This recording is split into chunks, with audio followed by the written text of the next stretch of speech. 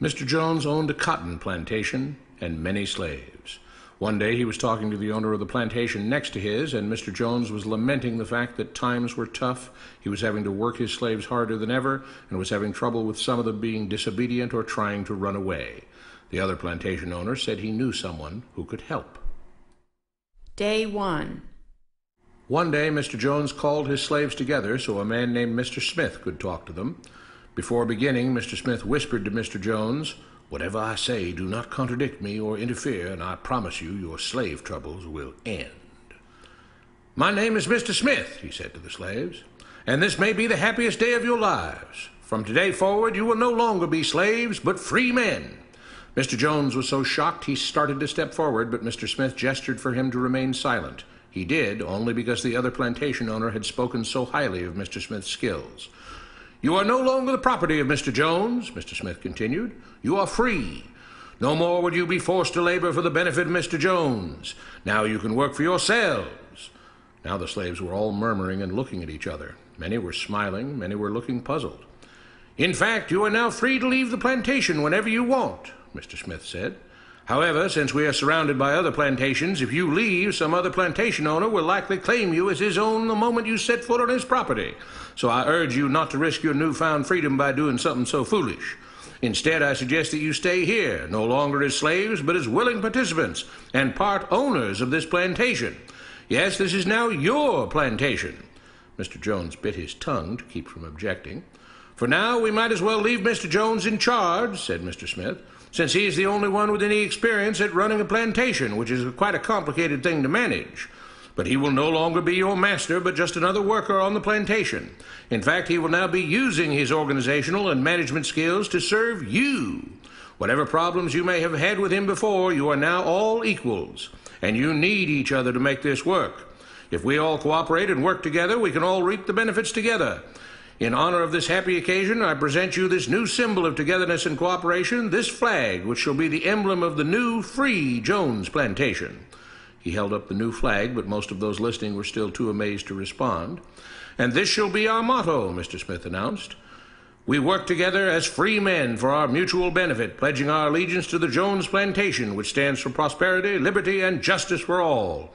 To celebrate, everyone has the rest of the day off. Enjoy your freedom, do as you please, and be back here tomorrow morning, bright and early, so that we may begin work on this great and noble new endeavor as equal free men." Finally convinced that Mr. Smith was serious, the former slaves applauded and cheered. Day 2. "We all want this plantation to do well," Mr. Smith said at the beginning of the next meeting, "so we can all share in the benefits. We all know that it takes a lot of effort to make a cotton plantation work. Just because you're all free doesn't mean you can stop working. In fact, since you're now working for yourselves, I expect you to work even harder than ever before, but now with pride and joy, knowing that you're working for yourselves.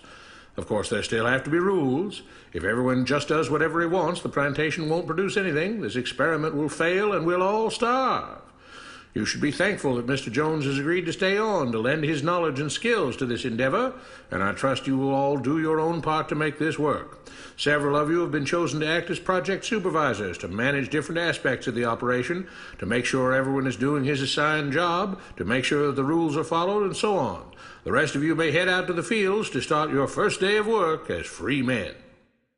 Day 3. The next morning, Mr. Smith had a grim expression on his face as the daily meeting began. "I have an unpleasant duty to do today," he said.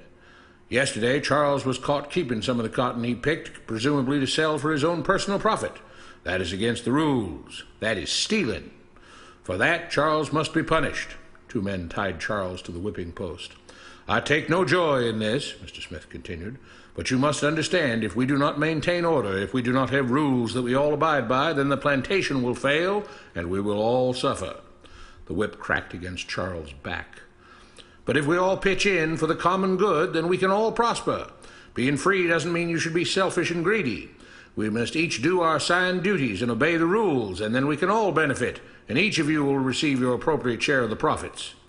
A young man named Samuel stepped forward. "But if you and Mr. Jones decide the rules and whip us if we disobey, how is that any different from what we had before?" "How can you say that?" Mr. Smith asked. "I'm shocked. You were a slave before, and now you're free. Things still need to be managed and organized by those best qualified to do so. Do you know how to run a plantation, Samuel?" "Well, no," he answered. "But if we're free, why do we get no say in what the rules are and how things work?" "I'm surprised at your ingratitude," Mr. Smith answered. "None of you know how a plantation is run, so you're in no position to be making decisions about how things are done here. You don't seem to appreciate all the things that Mr. Jones provides for you, from protecting you from all the outside threats that you know nothing about, those who would come here, capture and enslave you if not for Mr. Jones' protection, to making sure that you all have food and housing, tools to work with, that you're cared for when sick and injured, and so on. There wouldn't be a plantation at all, no cotton to pick, no land to plant and harvest, if not for him. You should be grateful that he's made possible the level of comfort you now have. Your lives would be far worse if not for him. Nevertheless, as free and equal participants in this endeavor, from now on at each meeting, any worker may have 2 minutes to ask questions or voice suggestions or complaints."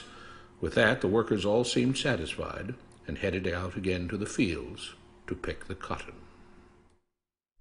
Day 4.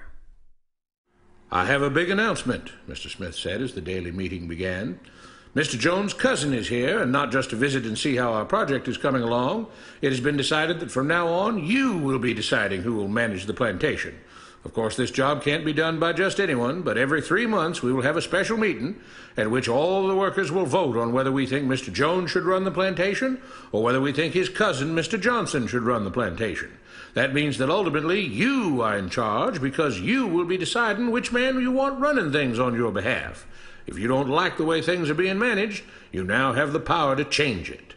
Amazed and pleased, the workers headed out again to the fields to pick the cotton. Days passed, months passed, a year passed, and the plantation continued to operate as before. Sometimes Mr. Jones was in charge, sometimes Mr. Johnson was in charge, but the day-to-day routine stayed exactly the same.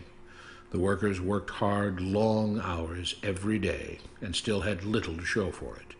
Every day the meeting would begin with them all reciting the Jones Plantation motto, "We work together as free men for our mutual benefit, pledging our allegiance to the Jones Plantation, which stands for prosperity, liberty, and justice for all."